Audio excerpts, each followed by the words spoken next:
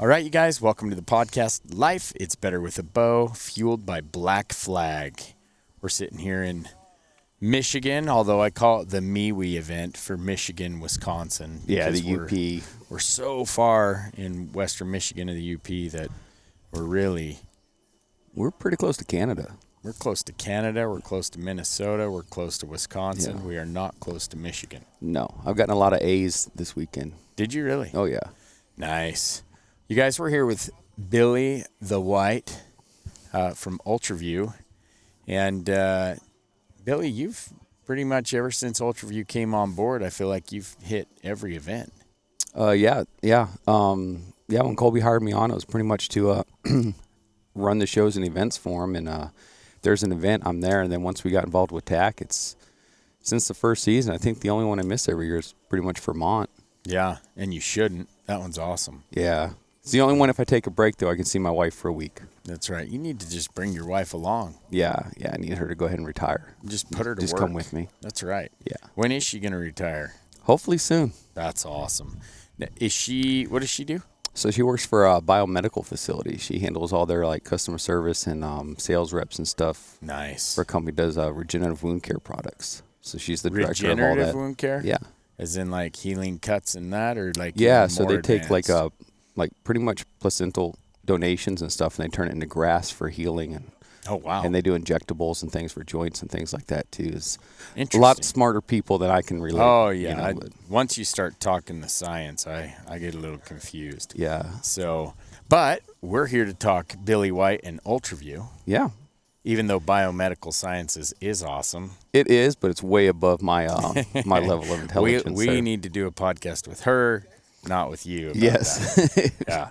So okay, Ultraview. Yep. I mean, this has been a crazy ride for you guys. It has, yeah. We have, we're not that old of a company. No, A when lot did of you people start? realize it. Like we're just barely hitting, like officially, I think 8 years old. But that's not like fact check me, but I'm pretty sure that's not from when Colby started the LLC. Like he started the company before then. Yeah. You know, he started off at Georgia Tech using the labs, making some 3D printed Right. parts for releases and grips and things like that. And it kind of grew from there.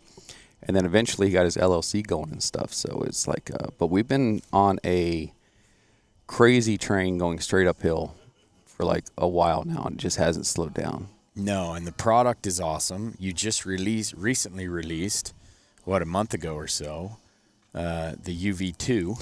We did, yeah. It's been really well received. It was, we launched our first site ever, not too long ago, a couple of seasons ago, and it's been very successful. We've had a lot of great feedback, and we listened to a lot of people, and we were able to take that time because in between, we ended up with a partnership with Matthews, and we're making the Matthews site for them, that Matthews Genuine site by Ultraview.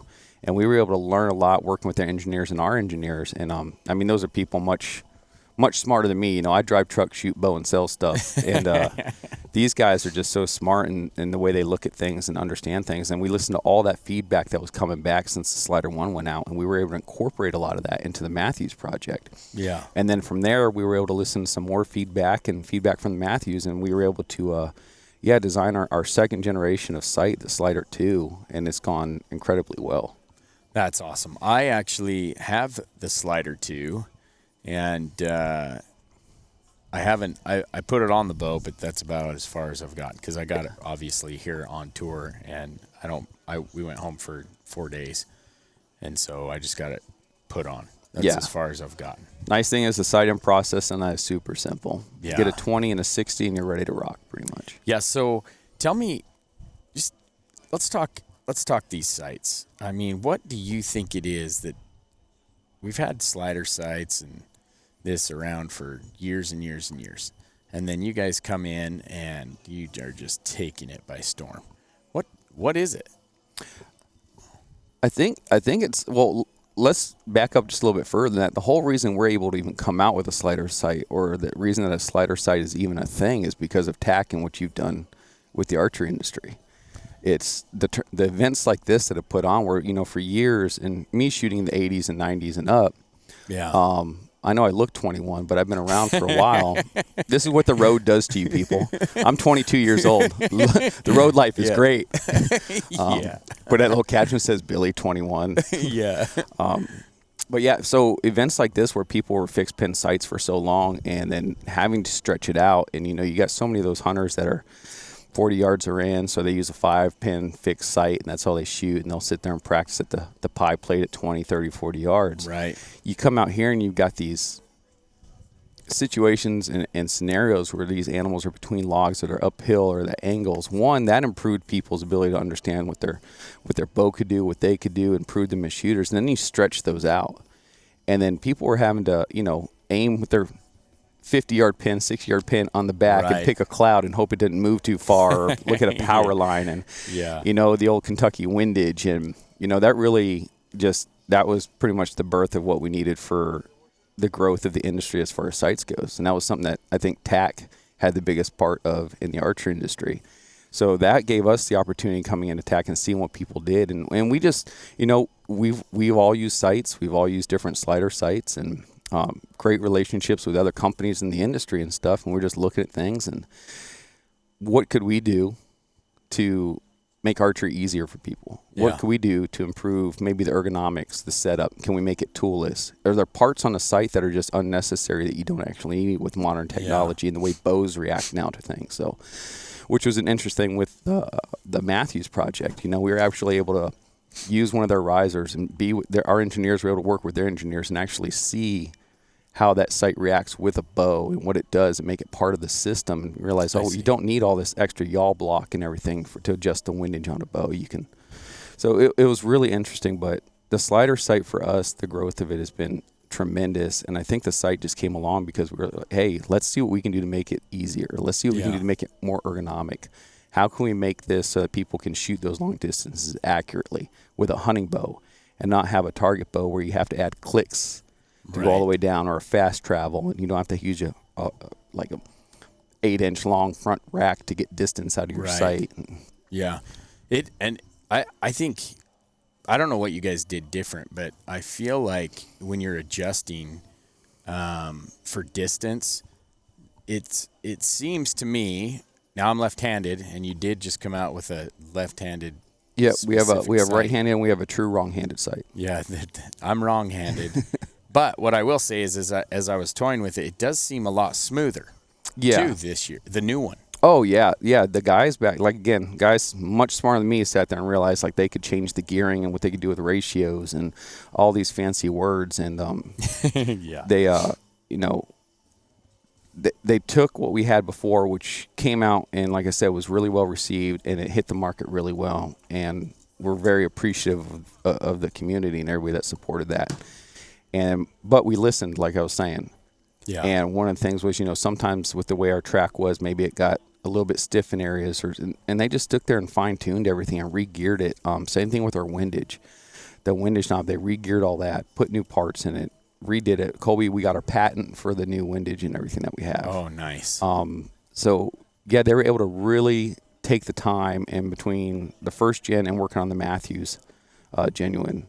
They were really able to sit there and just fine-tune everything they wanted to do. Essentially, everything the Slider 2 is everything we wanted to be able to do in the first one that we couldn't. Yeah. And then we were able to implement that and listen to customer feedback and implement that into the second design.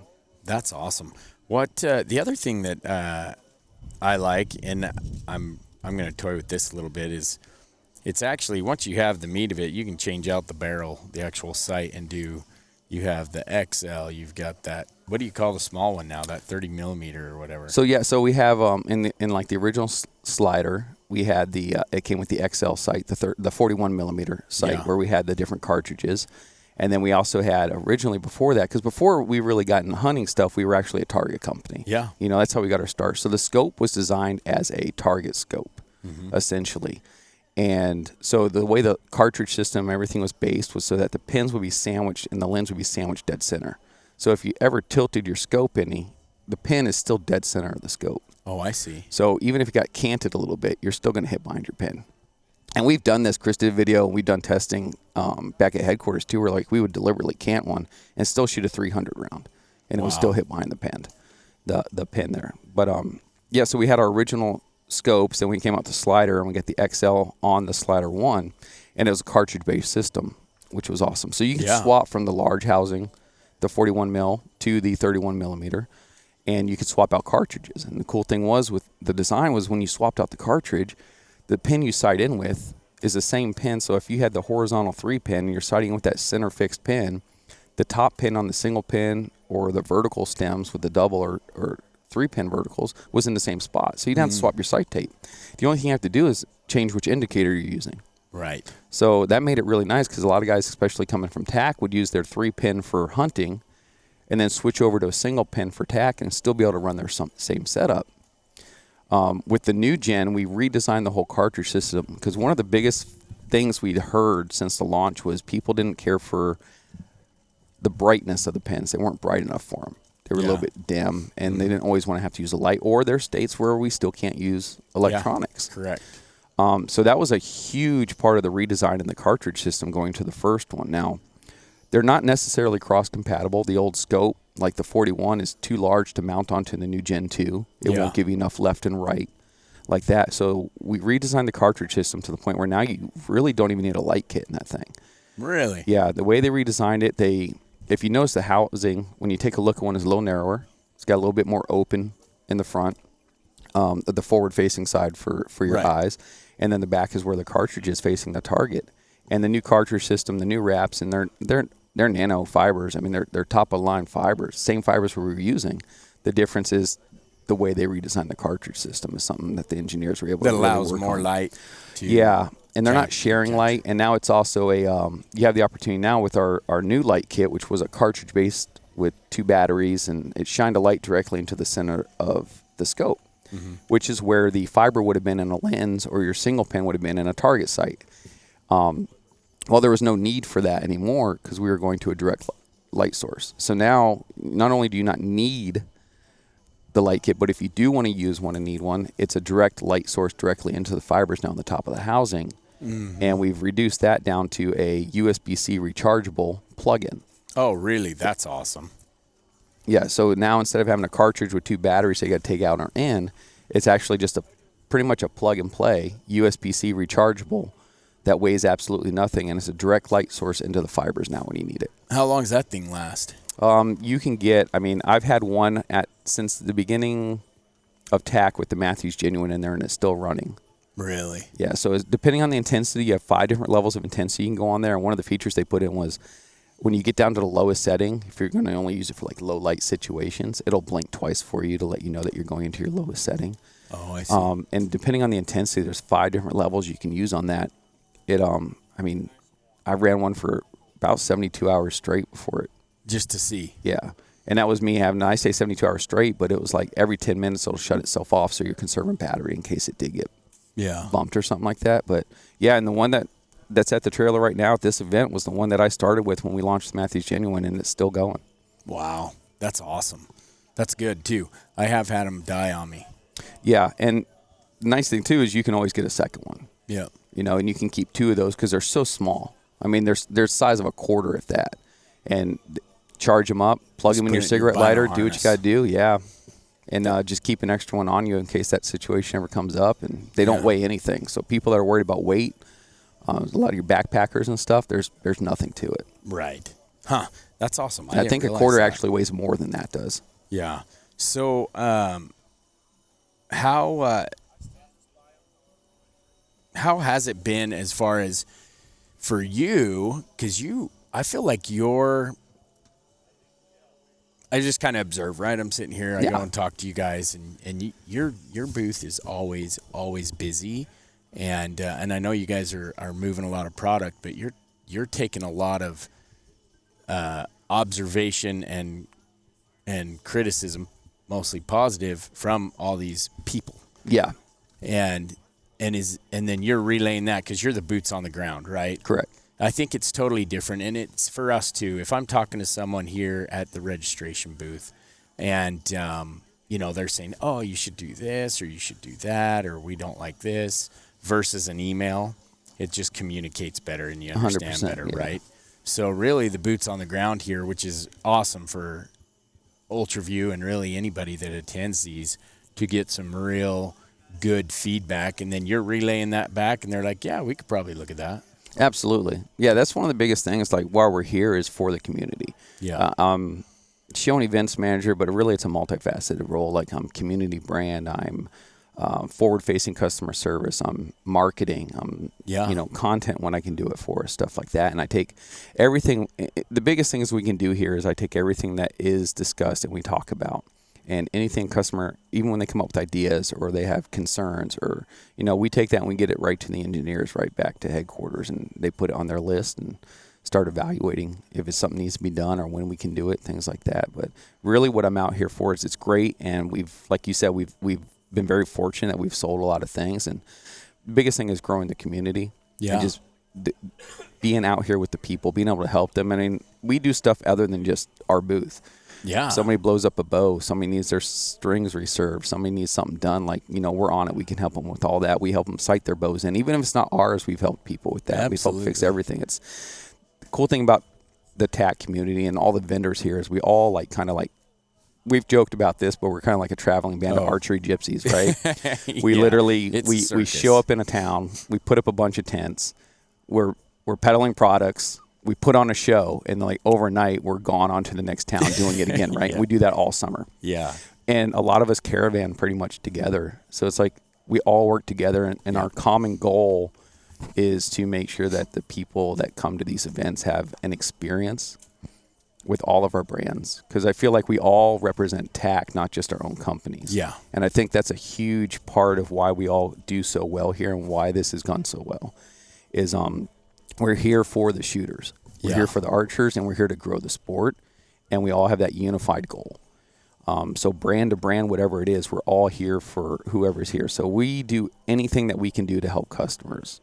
Whether it's get them hooked up with another vendor, take them to the range, sight them in, help them, when they derail their bow, get it back together and get it tuned again and get them back on there. I mean, there's times people have absolutely destroyed their bows. I'm like, well, here's mine. Go rip a course with it and bring it back, and we'll work on yours while you're gone. Like, it's really it's nothing but a thing. Like, it happens. And I think a lot of us, if you've been in archery long enough, have been in situations where either you've gone to tournaments, events, or been on hunts where the unknown happens. Right. And you can't predict it. And even if you do, it doesn't go the way you predicted it. So I think that's the biggest thing. You got people that really look forward to these. And, I mean, TAC has become a thing where people take their vacation time. They put in time, they bring their family with it. And it's like, instead of going to Disney, they're coming to TAC with their family. This is their Disney. And, they spend good money to come up here and hang out for the weekend and see us and spend time with us. And when something like that happens, you hate to see that look in their eyes. And you just want to get them back out there shooting. And I think that's the biggest thing we're here for, is the community aspect of it. And that's my biggest goal, is just community, brand, marketing, just meeting the people, helping them, and making sure archery is doing what we need to do for other archers. Yeah, you're 100% right. And we do have, we have that core group of 20 or 25 companies that travel almost to every single event with us. And you guys do such a good job with the customer base and the community. And we hear about it too, right? We're either told here at the booth, or we'll get emails in on that very thing. And I think it's amazing to watch, not just even with Ultraview, but Kafaru or Gas Bowstrings. Gas, Eric and his team. Yeah. We were talking about Gas Bowstrings yesterday, about how, he's Gas Bowstrings, what do they sell? Strings. But what is he doing? He is fixing bows and tying on D-loops and just making things work, like you said, basically all day. They are a pit stop. They are a Formula One pit stop for archers. And him and his team, and he's cultivated such a good environment at that booth and with his company and his team that, like, it's funny because when you look on the threads now for TAC, like, one of the questions asked, is gas going to be there? Is gas going to be there? Because they know, like, if something goes wrong, I think it gives them a peace of mind, because they know they can go right to Eric and his team, Eric or Aaron or Blaine, any of those working over there. And they all shoot professionally. They all hunt. They've all been in the industry for a long time. Like, they know what they're doing, and they're just good people. Yes. Like, nobody's at fault for anything. Yeah, we'll get you fixed up. I mean, there's times they've been here till 8 something at night at some of these TACs just to make sure people can get on the course. You say that. I actually came in. I'm like, hey guys, what's the plan here? We need to get everyone out of here. Yeah. And it was almost 9. Was it? And it was Eric, I believe, and he's like, hey, we're almost done. We just got one more to fix. And it wasn't any of their bows. No. It was a participant's bow that they were trying to get taken care of. Yeah. It was taking a little extra work than normal. And so they're a prime example also. And they're new, right? They came this in is their this first year full season. Indiana was their first test run last year. We got them out there. Yeah. And then this year's their first full season. And they've crushed it. But it's been like that across the board here. It has. I mean, I know that Hoyt's taken limbs off of a bow of theirs to fix limbs on a bow somebody had just to get them back out. Yep. And they gave a guy a bow yesterday while another, I think Ospel over here was working on their bow. Hoyt gave him a bow, said go tune it, sight it so you can go shoot your course still and then bring it back and we'll get yours fixed up. Like, that's Isn't that phenomenal. amazing? Yeah, it's awesome. So it is. I love the community here. I love that all of you guys, Ultraview, Kafaru, Bowtech, Sig, Loophole, Jack Links, Black Flag, everybody's here everybody gets along. Everybody's here to help the archers have the best experience they 100%. can, because there's a lot that happens within home base to create that experience, and you guys have crushed it. So I thank you and everyone else, but I'm talking to you right now. So let's shift gears here a little bit on Ultraview and talk Billy White. You love photography.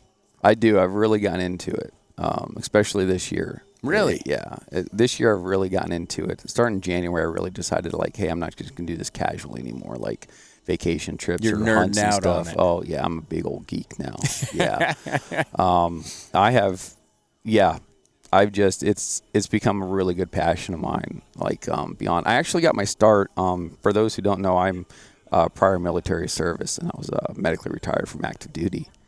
And in there, my job was actually, I worked in criminal investigations, so which is CID, which is a federal agency inside the military, and I worked on the drug team. So I What ran is CID? Criminal Investigations Division, and I was on the drug team, and I ran the drug team. So the drug team chief, I ran covert and overt narcotics operations. This is what I did. Wow. And within that industry, you are pretty much a solo person, whereas outside organizations have a crime scene team, an evidence team, processing team, someone does reports. We do it all. We're like a one-man show.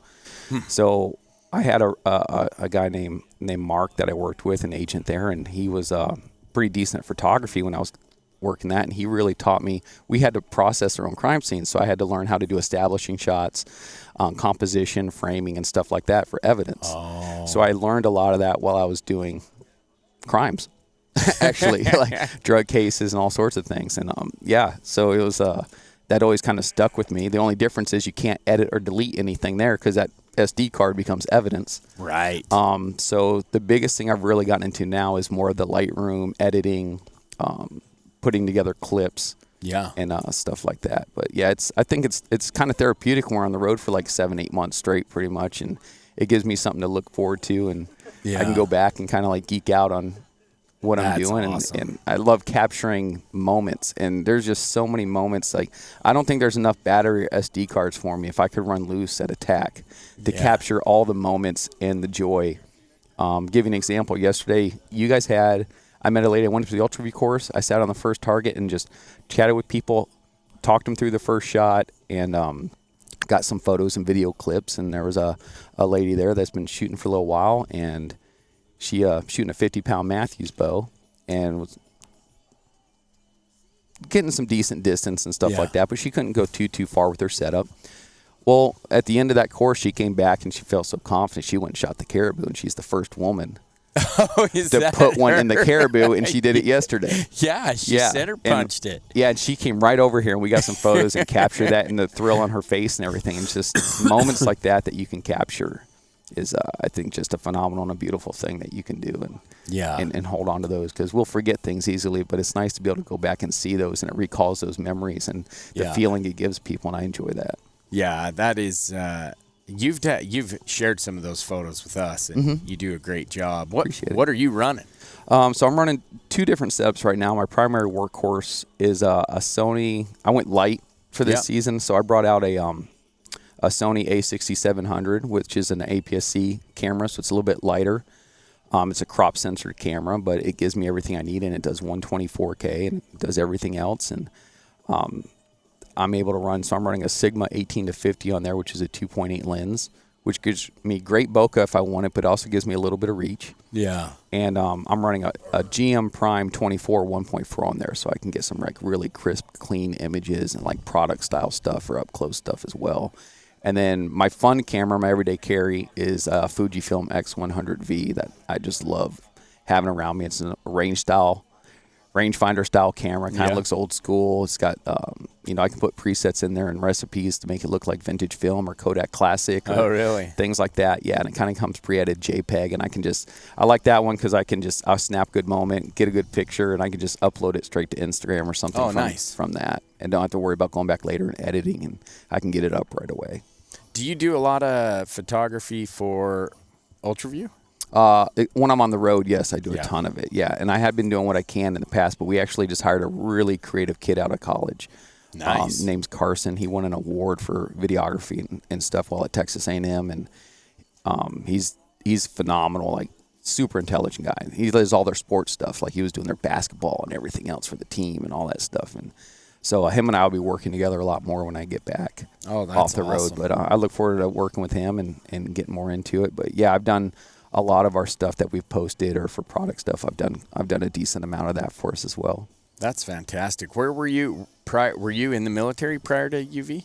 No, prior to UV, I actually worked for a small stint. I was contracted out with Rob at Lancaster Archery for a little bit, helping them. They implemented a new customer service program and went to a new warehouse system, a NetSuite system, and I helped do that for a while. And prior to that, actually, I had my own shop for a few years. Is what I did when I got out of the military.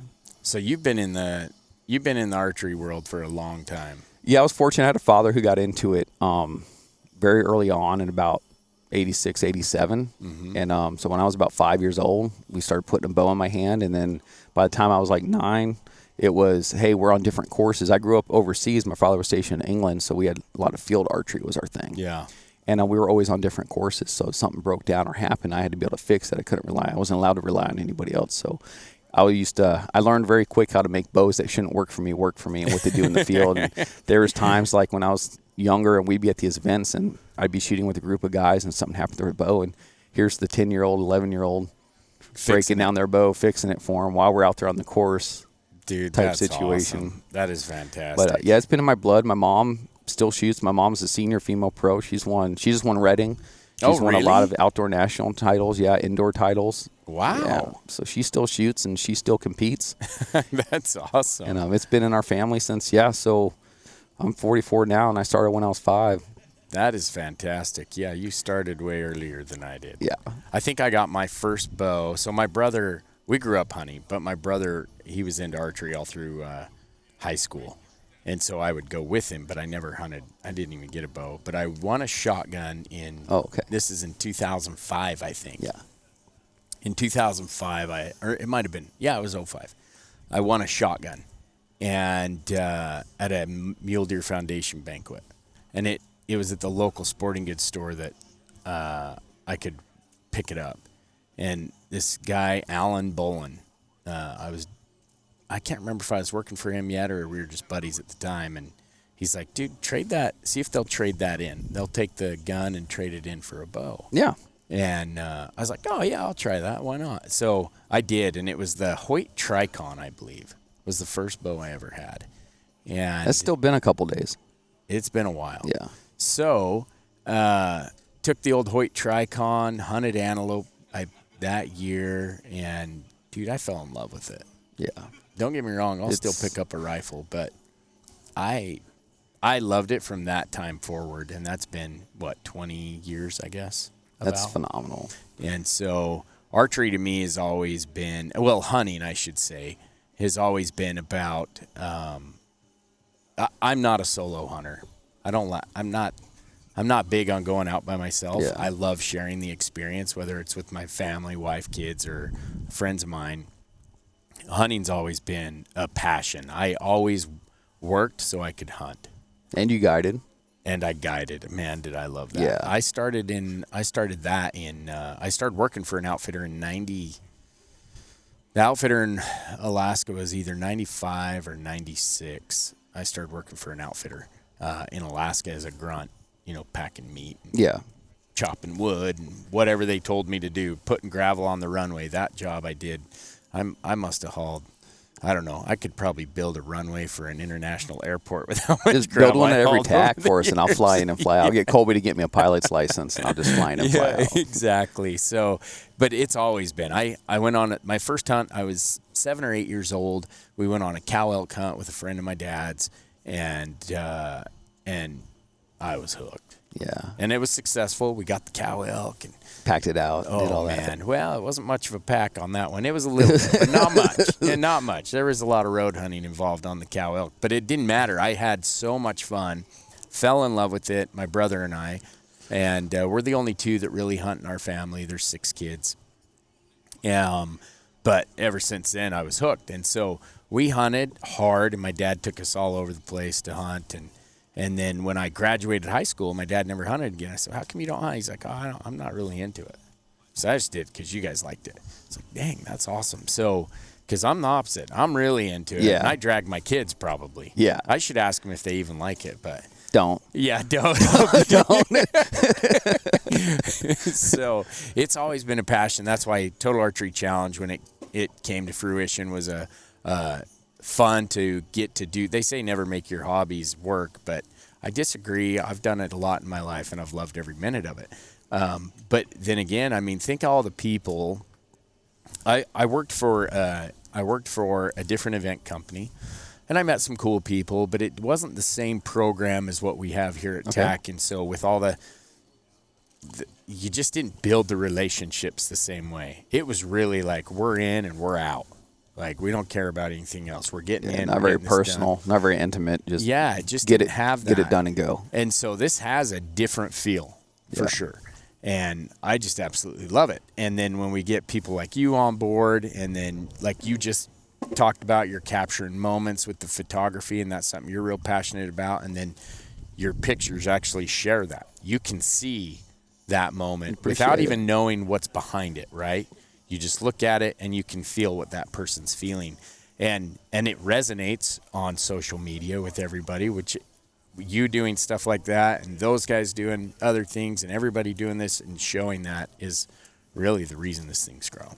Yeah, 100%. I feel like you've got a core group of incredible, like, what do you got, like 12 of the boys? Yeah, 14, there's 14 of us. 14 that do this every weekend. It's incredible how efficient they are. But then I feel like you guys kind of got an extended crew. Yeah. Because a lot of us will sit here and help break down. We'll sit here, like, whatever you guys need, and that's part of that community. It's like, I think you have more than you realize at these events, willing to help and do what they need for you. I think you're right. Certainly. But you've cultivated that, you know what I mean? It's huge that everybody here just wants to help. Yeah. Well, it's because we're one big family circus. One big gypsy family. One big gypsy family. So, hey, tell me this. Do you ever get a hunt? I do, yeah. So once I'm done with the season, I'll go back, get my wife on a couple trips. We like to go on our trips together, love spending time together.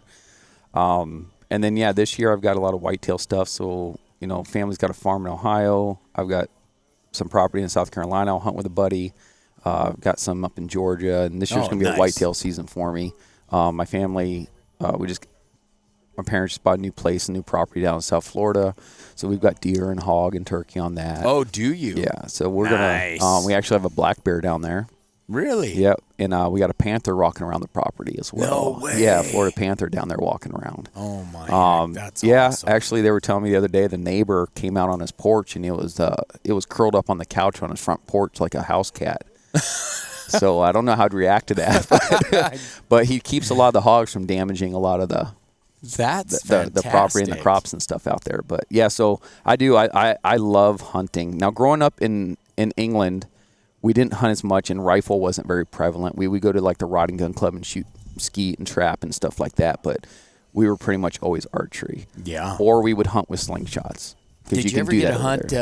What is it over there? Like, they have some roe deer over there. So they have something called a muntjac. Yeah, the muntjac deer. Yeah, they have these little teeth, and they'll eat. Yeah, and they'll eat like roadkill, and they'll tear up roots and stuff like that. But there's not really hunting like there is in the States over there. Because it's all estates over there, and yeah. So and if it is, it's like very controlled. Like you're part of a club, and it's done with a shotgun, and very limited things when I was growing up over there. So we would hunt with the slingshots though.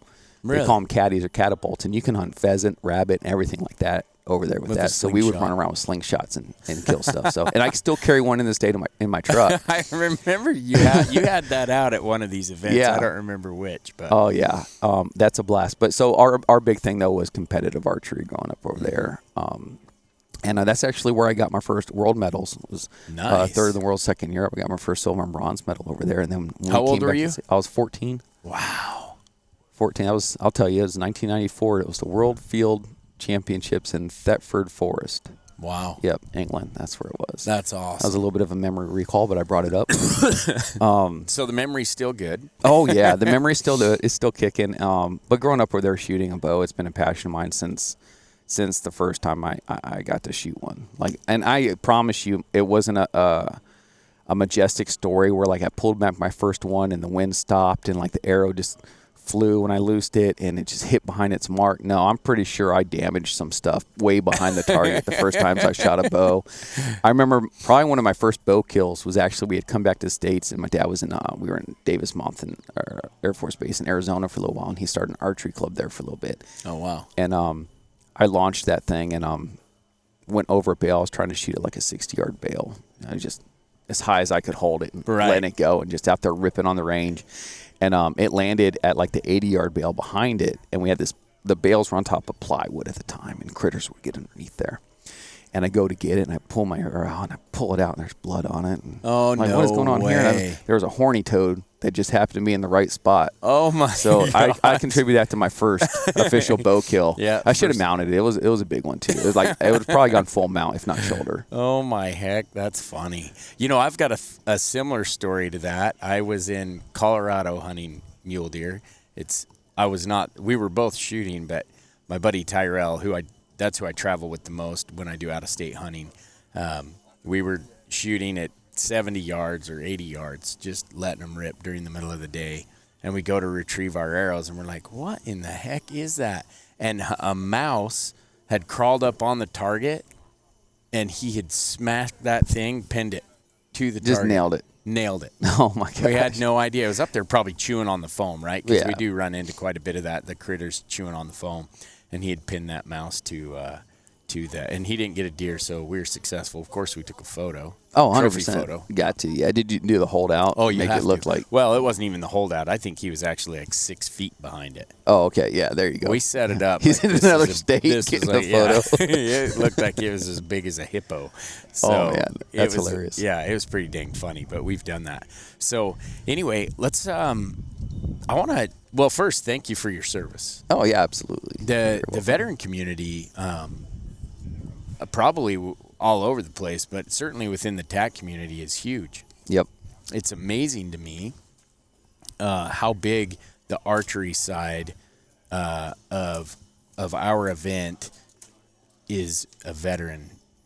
I mean, it's huge. Like it's a big transition rifle. out of the military into something like this, and I think a lot of people like it. Like I did enough with rifles and firearms and deployments and stuff that when I get out, I have what I have at home, and I like to shoot when I got to shoot to stay proficient. But it's like I don't have that passion for carrying a rifle as much. And archery just went right back to it. It's very therapeutic, helped me recover, get back into it. And I think that's archery has not just helped but saved a lot of veterans.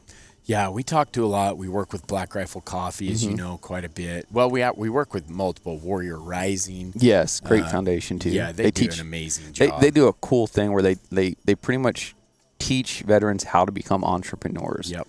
There's the thing that I liked most about their program, out of all the programs we've ever worked with, and they're all good. But this particular one, I like the idea of they're teaching a man to fish instead of giving a man a fish. And I love that. And even the way that their program works, guys, and if you were ever considering donating to a veteran nonprofit, I think this is a fantastic one to donate to. The people are amazing. But you come in, let's say Billy has an idea for a new business. He'll present it almost like Shark Tank, right? Yep. They present this business to the board, and then if you win, then you get money, you're funded to get it started, and then you have all these mentors. Yeah, it doesn't stop. Okay, here's your money. Go try. It's No. here's your money. Now we're going to tell you how to be successful with that money. Yep. And we're going to provide you the tools you need to be successful. Yes. So you're not just failing. Yep, exactly. They make it to where, and they vet it pretty good. And I was talking to Tommy, and even if let's say you didn't win, you're not, they'll vet that business with you still Oh yeah. to either help you understand why, hey, did you think this through? Did you think that through? Did you do this? Did you do that? Whatever. They make it to where you can get a huge kickstart because their board's full of a bunch of successful business. It is, and they're all passionate about veterans and getting them going. They really are, and not only that, they opened it up to where, it could be a veteran spouse or child. So if they're not in the military, but dad is or mom is, however, then they're extending that opportunity because that's a big lift too, Huge. right? For family members that have someone who's in the military, it's a big lift for that, especially on deployments, things like that. And they recognize that, and so they've offered that opportunity to outside of just if you are the military side of the family. So I think it's a great community, but we digress a little bit. The point I was bringing was we work with all these groups. They bring in all these veterans, and you do hear that a lot about how therapeutic archery is. Dan Horgan, he's a prime example of somebody who loves archery for the therapy of archery, for the healing of archery, and that you don't get, and this is me just speaking with other veterans, you just said it yourself, that the rifle doesn't necessarily bring that. Yeah. Even though shooting a rifle is a blast and all that, you guys have done so much of that in training or in combat that the archery brings a different type and heals. And that's Dan Horgan's whole program that he does is archery is healing. And so there's so many things that come into play at this event that we don't normally recognize, but it's there when you talk to the people, like, oh man, I do this, it's kind of my meditation, or it's my breathing at the end of a long day. I'll go in the backyard and I'll shoot 10 arrows. Yeah. Whatever it is. I know for me, it's different than what you veterans dealt with, but for me, I have my own stresses, and for me to go in the backyard and just fling a few in just myself in silence and just enjoy it. It really does, because it narrows your focus. Mm-hmm. So I'm scatterbrained. I mean, my mind's going everywhere 100 miles an hour. And so in order to shoot, you've got to bring that, right? You've got to narrow your focus, and that just pushes everything else out. And that's another reason I love archery. It does. It kind of makes the world go away. It does. You know what I mean? And you get this, it's like a tunnel vision, but it's a positive. Yeah. It's just everything else is blocked out. Everything kind of goes quiet. Yep. And you just be there in the moment, shooting your bow. And the flight of an arrow is just a beautiful thing. It really is. Even when it doesn't hit the mark all the time. It does. But watching it fly is a beautiful thing. That's exactly why we talk about all these long distance shots, because we love doing setups that are real setups, things that people experience in the woods. But we also love long shots. Yes. And that's exactly why. That's a big thing of it. And I've heard people say, it's like, I don't know if I'd take this shot in real life. I was like, well, it's total archery challenge, not total archery realism. Yep. Like, go out there, fling the arrows, but to and watch have some fun.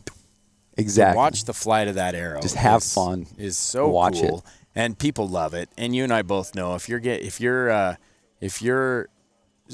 proficient at 80 yards, you're going to crush it at 30. Oh, 100%. Zero question at all. And the amount of, speaking of long range shots though, the amount, and like Snoot over there has killed it this year with the caribou shot. Yes. Like the amount of people over the last few years that I've seen gain confidence, and more and more people are at that 111-yard shot for that truck and doing it more and more every event than I've seen in the last few seasons. Yeah, it's just growing.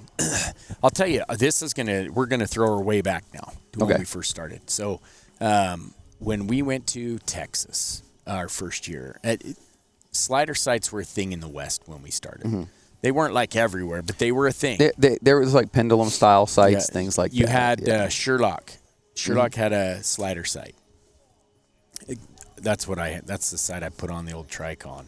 Yeah. Right out of the Do you gate. remember the pendulum sight? Uh-uh. Yeah, it was a sight and just like swung so where you're in the stand and stuff. Like it just Really? Yeah, pendulum style sight. Yeah, no, that's older than me. Maybe. But still, what I'm saying is we would do the Utah shoot had a bunch of guys had sliders. So we went out to Texas and Pennsylvania and Michigan, and they were all fixed pin, right? Fixed pin out to, you were lucky if they had 5. A lot of guys were 2-3 pins. Yeah. Just because they're tree stands or out of blinds. And they'd come Total Archery Challenge, and they'd shoot it, and they loved doing what you're saying, just guessing, and or you could scoot in as you're allowed to. Yeah. To get into where you want. And there was some people that are like, why would you ever do this or that? We're like, man, this is part of it. We're bringing the West to you. The very next year and the years that followed, the slider sight thing just, now you don't hardly see any of that fixed pin sight stuff. It's all sliders out here. Everybody's packing a slider.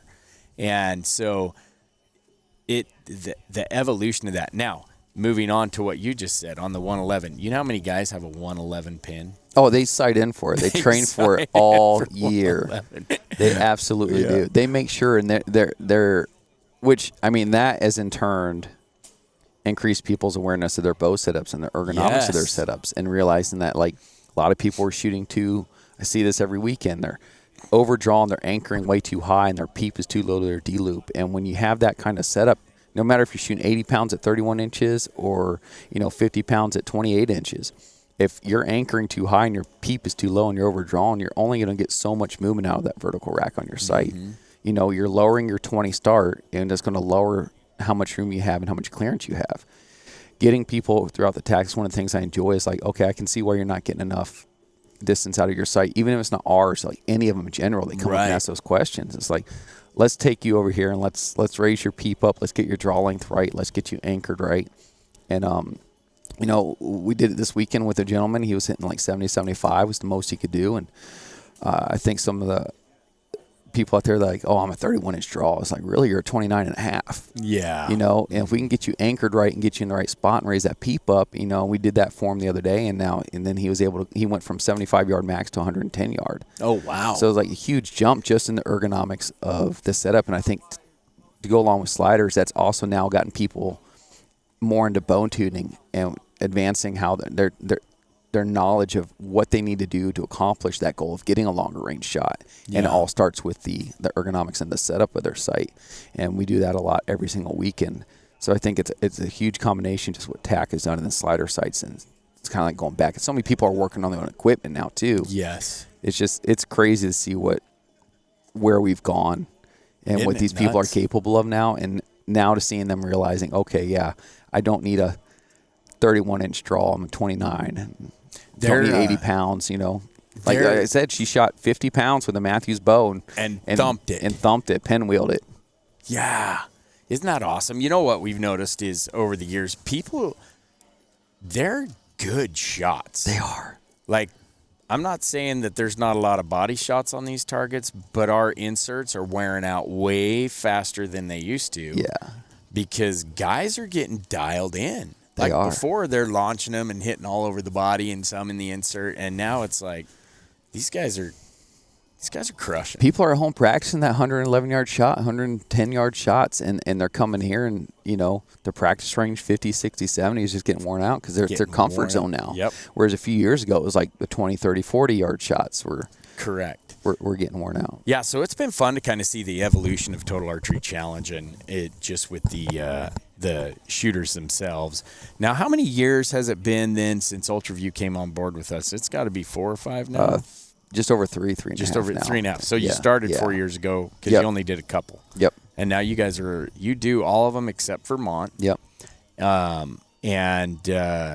Man, you would love Vermont. We might do Vermont if as you know, I'm usually on the road by myself, so I travel all these, and I'm lucky enough I got somebody with me.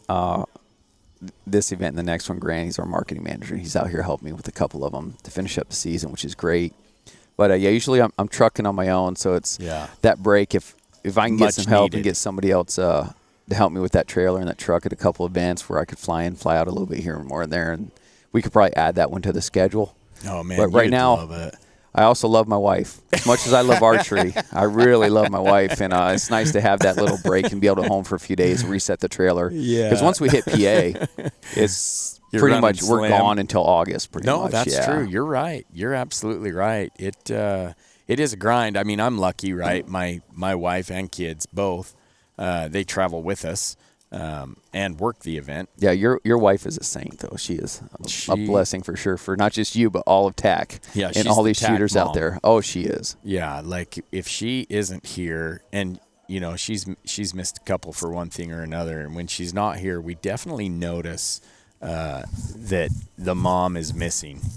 She's like the glue for it all. Yeah. Well, I know you know when she's missing too, because we were at an event where she was not there, and you had to set up the registration trailer and the shirts, and it was something to watch. Yeah. Hey, did I get it done? You got it done. Yeah, You but- called her a lot for permission. Yeah. You called her to make sure you're doing it right, but you got it done. She might as well have been here.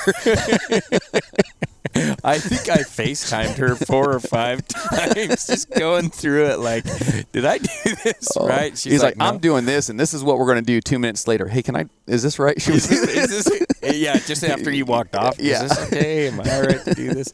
No, there's no doubt that I did not. So that's just it, right? I mean, we each have our job, Yep. and I don't step into her bucket very often. And when I do, it's usually wrong. And so that's why it's best if I just call. I'm pretty Hey, sure is I'm this one of good? those memes where it's like the face, like cringing a little bit, like me watching my husband fold towels, not wanting to tell me he's doing it wrong because I told him he doesn't help enough. Dude, that's exactly how it is. So we do notice when she's gone. So it's this guy just dropped his trash right on the ground like it was nothing. Oh, yeah, I get that.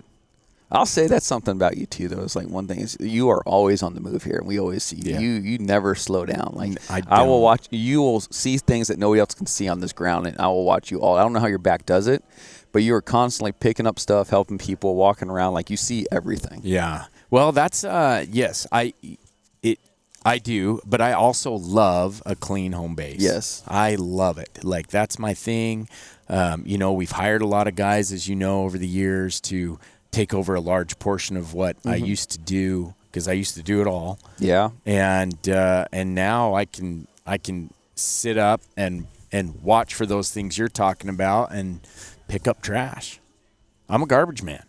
Yeah. I'm the official garbage man attack when it comes to garbage on the ground. Like but not very many of these guys, most of this crew, meaning the Total Archery Challenge participants, they're good, man. Yeah. I want to say something about that because Utah, we went and cleared a course. Yeah. And when you're clearing a course here, for those who don't know, like you're looking for arrows, you're making sure the target's still good. If you have to restake it, you're looking for trash, you're picking stuff up. Yeah. And we went and cleared the Jacklings course in Utah.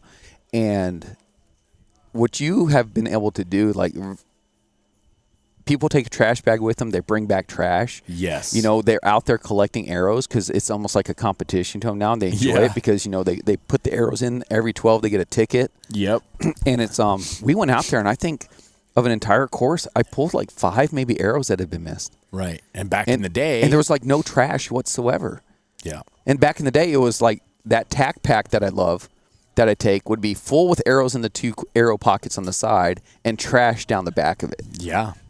Yeah, no, they've embraced that. And ski resorts, I don't know what it is. I don't know if they just like hucking their garbage or it just falls off the lift or whatever. Of course, we're not always under the lift. Yeah. But ski resorts have a lot of trash, and this Total Archery Challenge gang embraces cleaning it up. They do. But who wants to walk down a path? I mean, even And when see you're out that. in the woods, you don't want to see that someone else has been there, right? You don't want to see their garbage. Yeah. And so it's been really good. Yeah. It's been fun too for us, like the VCRP program, the Victory Carbon Replacement Program has been really fun. I love that Victory embraced that with us.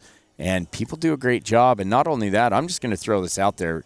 If you are out there and you've picked up a lot of arrows, I mean, sometimes we just make a winner. Yeah. Like we'll still do the drawing, but we've asked Victory to give us a few extra sets of arrows to just a guy. Look, this guy picked up 6-7 dozen arrows. That's a lot. We had a group in PA. their kids loved it. It was like Easter egg hunting for them, and their kids walked the courses with them. But over the course of those 3 days, they stayed for 3 of the 4 days. They picked up over 100 arrows. Those kids. It's phenomenal. So the kids won. Yeah. I mean, we took care of them, whatever they needed. So there is that too. Like, yeah, if you picked up 1 or 2 dozen, here you go. Here's a ticket. But for these guys that really invest time in cleaning it up, we got to take care of them too, because that's a big deal for us. I mean, you're cleaning up the mountain, you're making our job less. You've cleared courses a lot. Cleared courses, and like the boys, like you see them in the morning, they're here before anybody. They work the whole day. You know, they're setting up the courses, tearing them down for setup and tear down days, and then in between, what a lot of people don't know is they're come 4 o'clock. They're not around here because they're up there walking the courses, clearing them. Yep. Like they don't stop. Nope. Like when they're not at home base, it's not because they're not here. It's because they're working on the courses, and they're able to go through those much quicker now, and they're able to get a little bit more rest, and they're able to get, and it's an overall beneficial thing, but it helps the community. It helps TAC. We're not leaving a negative footprint where we go. That's right. I like the idea of like, that's a good motivational tool for kids. Like, let's go find arrows, and you get an award for finding the arrows, and it gets them on the course and gets them out hiking and helping out. That's good. And they love it. It's not like we had a little group here last night. There's a family of 6. I don't know if you saw all those kids running around. A bunch of young kids. Oh, yeah. And the oldest of the kids shoots bow. The rest they're young, like 4 and under. Mm-hmm. And so they're just hanging out, cruising with their mom and dad, and that's all they did, pick up arrows and garbage. That's what the little kid's job was. And so we had to take care of those kids.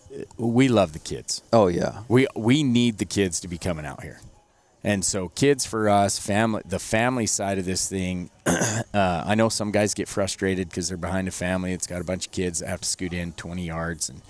And I say just be patient, because that's who's keeping this going in the future. Yeah. So if you've got kids in front of you or whatever, and like, just remember, that's who our future is, right? For the archery industry, for Total Archery Challenge, for Ultraview, for everybody. In order for all of us to keep going, we have to keep feeding the program, and it's so important to us to be able to keep this a family-friendly, fun event where you can bring the kids, even if they don't shoot, they can go for a hike and have fun. We try to pick venues that have other things to do, right? Yeah. Even up here in the UP, I mean, if you want to go do something awesome, this is like waterfall tour area. Well, we're right also next to like the largest freshwater lake in the United States. Yeah, exactly. That was one thing. My wife, she's like, that's the largest. They just found a shipwreck there from like 1800 something or whatever the date was. I'm like, it's pretty wild. She was telling me about that. Yeah, so it's a big deal for us to have the family and the kids here, and all of you guys, because like you said, I try to watch everything and capture what I can. But I mean, these little kids interact. This is what I love. Every single one of these vendors now has the giveaway stickers. Yep. And every little kid is collecting stickers. Oh, I love it. They love that. Isn't that so dang funny? It is. They love it, and everybody has them now. Oh, can I get a sticker? Oh, you bet. And then next thing you know, a kid's walking around with 17 hats, and he's got a T-shirt that doesn't fit. And oh, my gosh. Some of these kids really hustle. Oh, some of them really hustle. Oh, my gosh. How about the one where we had a kid, you guys, that I think this was in PA. It may have been Michigan that did the trade up thing. We had 2. So it was same kids, Tennessee and PA. Oh, it was Tennessee and Tennessee PA. Okay. during the rainstorm. The rainstorm. He started with a sticker and worked his way up to a bow. Yeah. Yeah. And then the same 2 kids did it again in PA. But I'll tell you what, like cultivating a good like environment and like mentality, they did the same thing in PA, and they worked their way up to like a bow and a bino harness and a couple things. And they actually ended up doing a raffle for it and donating the money. No way. The kids did. Yeah, they did a raffle for it and donated it and put the money towards like one of the proceeds for something that they were doing. Oh, my heck. We should have made a story out of that. Yeah. That needs to be known. Yeah, Bo, who was doing the kid's name that was doing the trip that got to the bow, his name is Bo. And he is, I actually know who he was because George Riles, who works with, us at Ultraview and was like a coach for Colby and the Yeah. Hornets and all that Yeah. stuff. He was one of the Hornets, and he came through a factory tour not too long before that, so I'd met him there the first time. Gotcha. And yeah, when he was doing that trade up, he got traded all the way up to that bow, and then so I had no problem helping him with that. And then the second one they were doing, they're like, yeah, we're gonna do it all and get all the vendors to sign it. So they had everybody that donated or that did the trade up. They had us all sign that bow at some point. Oh, that's that they cool. got to, and then then they raffled it off and gave the money away. That kid's not that old. No, they're not. I mean, what would I get? I'm going to say 12 maybe. 12 to 14 max, yeah. Yeah, wow. That's awesome. Yeah, he traded up on us. It was he had a koozie or something, and we traded up a hat. Yeah. He's like, can I trade you up a hat for a koozie? Just like, sure, a koozie. They work it, man. Some of these kids have figured it out. But yeah, that was I thought that was pretty touching, and it just spoke a lot to like what the community is like and what it's teaching as far as values and what to do. Like, absolutely, that's awesome. I'll tell you one other hustle that was hilarious, and we had a kid in. It may have also been PA, but I'm not sure. Who would go through the arrow bucket, pull out all these arrows that were still intact, do the best flex he could to make sure they were safe. Young kid. Yeah. I think he was also 10 or 12. And then he was trying to sell the arrows. yeah. What was your first hustle? My first hustle was, oh, man. Well, my first hustle was skateboards. Really? Yep. I would get all these used skateboards and I would sell. That's what I remember. This would have been in late junior high or late elementary, like 6th, 7th grade. And I would sell skateboard wheels, trucks, because I'd get all these old skateboards and take them apart and then sell them. Oh, okay. That was probably, no, that's not true. This is early elementary. I think I was in 3rd grade. This would be the first real hustle. And it's not a good one. Okay, let's hear it. So there was a 7-Eleven where I lived that would throw away their candy every week in the dumpster of all this expired candy. And we figured it out. And so we would get that candy out of the dumpster and sell it at school. Like, so mine's not quite that bad. It was bad. Well, we end up getting caught. Trash panda candy. Yeah, it really was, dude. We end up getting caught by somebody there working at 7-Eleven, and they never put the candy in the dumpster anymore. They must have figured it it somewhere out. else, or That's they sold it at hilarious. the elementary. I don't know. That's the first real hustle I remember was. I think my buddy's name was Corbin Rose. Him and I would just get candy out of 7-Eleven garbage and then sell it. That's hilarious. Yeah. My son, Preston, his first hustle was because of Total Archery Challenge. These guys drink Mountain Dew like it's water. Well, they drink more than it is like water. So we always have a bunch of Mountain Dew cans left over at the end of season because transition here or there, and so things are put in the shop or whatever. So Preston comes in. He's like, hey, Dad, what are you going to do with the Mountain Dew and these chips? The guys don't eat the Lay's regular chips, and so I've got bundles of them, right?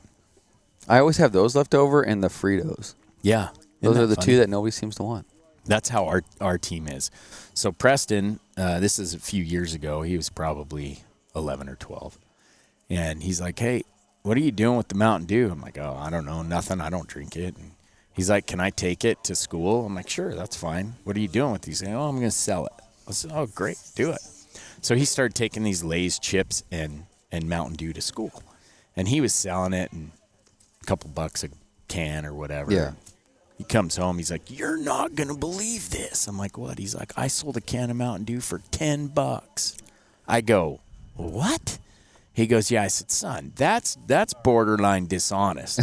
He's like, no. I said, this one goes to the highest bidder, and this kid gave me $10. And I'm sitting here going, yeah, no 10-year-old. He doesn't know the value of $1. Yeah. Like, come on, $10. I said, you need to go back and give him back his money and just get a couple dollars. I said, you can't do that.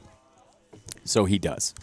So he goes back, or he claims he does. I guess I don't really know. You never follow through. Yeah, Never followed up on he that claims one. Yeah, he did it. Okay. So, but anyway, so he goes on and he's getting rid of Mountain Dew and chips, and he comes home one day. He's like, Dad, I can't sell Mountain Dew at school. I said, why not? He goes, I don't know. The principal just said we can't sell it on school grounds. I was like, oh, bummer. Sorry, man. Well, at least it worked. Had a good run while you did it. Yeah. He's like, yeah, I don't know. So anyway, I go out and I notice Mountain Dew still disappearing in the days following.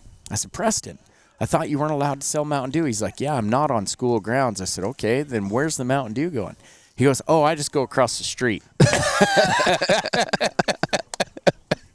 Got him. So he continued to sell his Mountain Dew, but he'd just go across the street and sell it. So I was dying laughing, man. That's hilarious.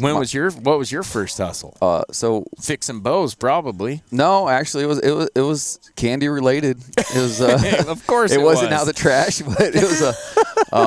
So we would have these. You these- just stole it. yeah, I just straight up 5-finger discount, just 100% profit, no overhead. Everything was perfect. No, we would get like at the BX or the PX, depending on what military base you're on, and like where we'd have these things called shopettes, these exchanges, and they would sell like candy aisle stuff like that, and like Bubblicious or Bubble Yum gum would come in like a little pack of like 5 sticks, so you'd have like 5 different flavors, and there was like 5 or 6 gum pieces in each one, and I would get those because it was only like $1 something for us, and I'd mow some lawns or something and grab a bunch of those.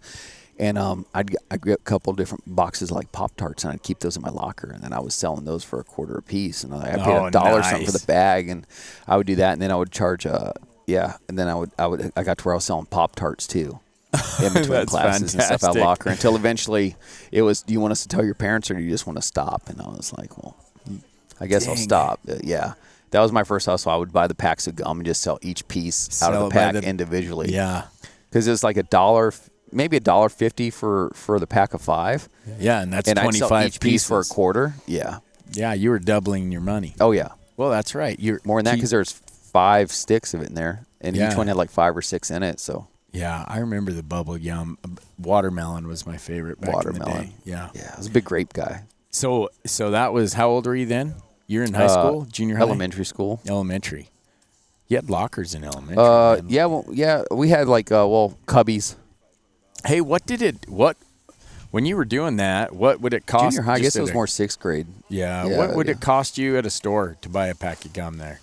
Like I would get the 5 sticks for like $1.50. But if you went to just a regular store, is it about the same? Yeah, like if you go to a gas station, it's probably like $1 for one. Yeah, so it's about the same. Yeah. I was wondering if that exchange was cheaper for you, and so you were really cashing in. Well, it was like, I'd spend $1.50 and get 5 full sticks of it. If you went to the gas station, it was like $1 just a stick. Yeah, it was $1 for just pack. one, and I'd get 5 Yeah. pretty much for like $1.50 or Heck $2 yeah, or something dude. like that. And it was that's perfect. Yeah. Would your parents been mad at you for that? No. Yeah, no way. That's genius. That's how it works. Supply and demand. Yeah, they probably wondered where I was getting all the money for like baseball cards and stuff. Well, I asked Monica the other day. I'm like, well, how's Preston paying for all this? Because, I don't pay my kids unless they work. Yeah. And he doesn't work as much as his brothers. And so I've always wondered how he does, because we haven't had the Mountain Dew sell for a while. Yeah. But I'm too scared to ask. Yeah, I was going to say, I was like, sometimes it's best just let things like happen. Maybe don't ask those questions if you don't really want to know the answer. I'm too scared to ask. So, all right, well, let's wrap this up. Yeah. Is there anything out there you need people to know on the old Ultraview that we need to let our listeners know? Everybody knows where to find you. It's not like you're a household name. Ultraview's a household name now. Yeah, we've been very fortunate. But I will say this, so we are, if you've seen our launch film and kind of like our first full feature-length film we just put out, that's the direction you're going to see this. And there's a lot of exciting things that are going to be happening over this next year that we're just moving forward with. And our creative team has some brilliant ideas, and they're working hand in hand with the engineers. And there's going to, they're always tinkering. They're always working on stuff, and we're always listening to feedback. Yeah. And there's more feedback that they've listened to. So just like be prepared. Really? Awesome. Yeah. We're Yeah, the train's not slowing down. We have no intentions. We're going to stay at the tip of the spear as long as we can and lead the way and push the industry as much as we can and disrupt what we can and hopefully make things better for everybody. That's awesome. Well, we appreciate you guys being part of the TAC Nation and for what you do here on site and even, the things people don't see you do when the doors close with everything you do just to help Total Archery Challenge team with everything we do, but what you guys have done for the archery industry and just for you, Billy White as a person, for what you do for everybody. So thank you for your service in the past and thank you for what you do now. And we'll catch these guys on the next one.